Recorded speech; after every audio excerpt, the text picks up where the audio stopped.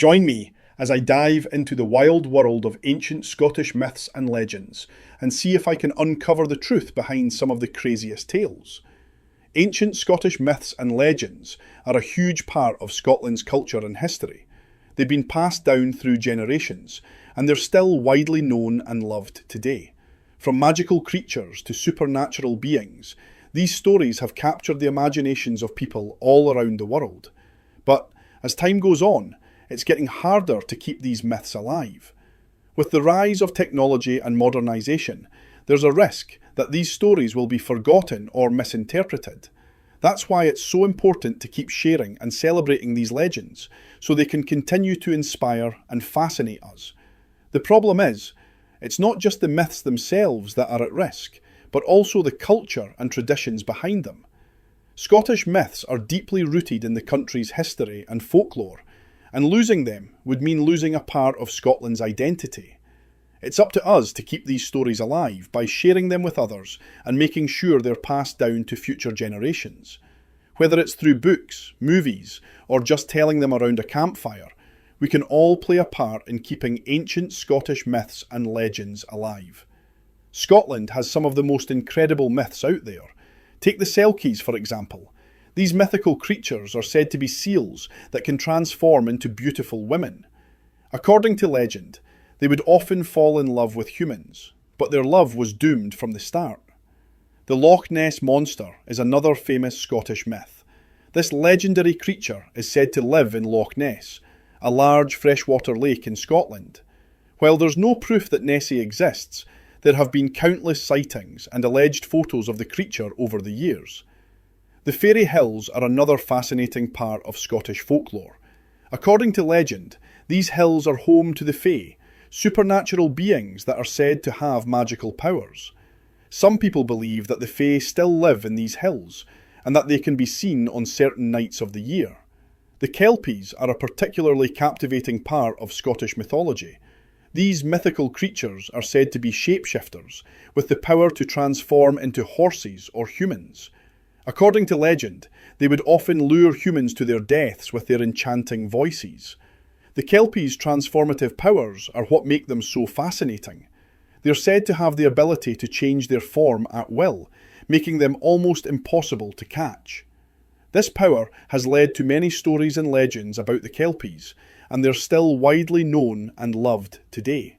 The legends surrounding the Kelpies are a great example of how Scottish myths have captured the imaginations of people all around the world. Their stories have been shared and retold countless times, and they continue to inspire and fascinate us. In Scottish mythology, the Kelpies are often depicted as being mischievous and cunning.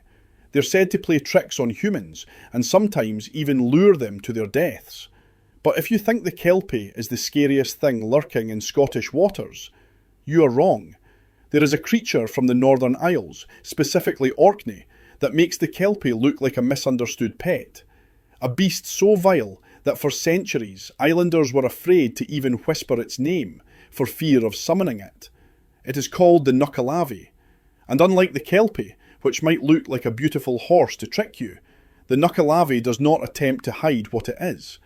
Descriptions of this creature are pure nightmare fuel. It is described as a horse-like demon, but skinless. Imagine seeing a horse emerging from the sea, but instead of a coat, you see raw, exposed muscle. Yellow veins pulse with thick, black blood, and rising out of the horse's back, fused directly into the spine, is a human torso. The head is too large for the body, rolling sickeningly from side to side, with a single red eye burning like a coal. Its breath isn't just foul, it is toxic. In Orkney folklore, the Nuckelavee wasn't just a physical monster, it was a force of nature.